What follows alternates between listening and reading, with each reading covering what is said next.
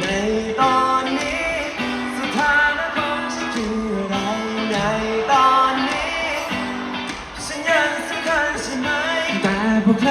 ถามไม่เหมือนที่คุยกันไว้เธอตอบเขาฉันเป็นแค่พี่น้องกันทำให้เธอยังคงทำให้ฉันทำให้เธอทำให้เธอทำให้ทุกครั้ง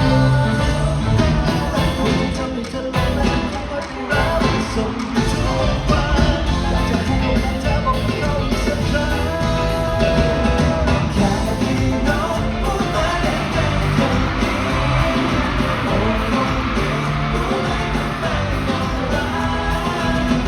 พี่น้องที่ไหนต้องทำอย่างนี้อยากจะถามคือฉันเอาไปซะอะ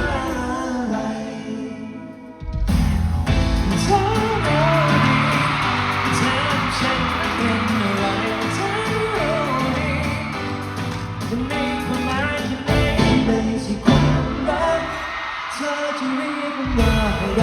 เธอบอกเขาว่าเป็นพี่น้องคนที่ทำให้เธอยืนคนที่ทำให้เธอสักคนที่ทำให้เธอผูกพันคนที่ทำให้ประทับใจทุกครั้งคนที่ทำให้ฉันหลงรักและคอยรักส่งให้ทุกวันอยากจะให้โอกาสเธอบอกกับเขาอีกครั้ง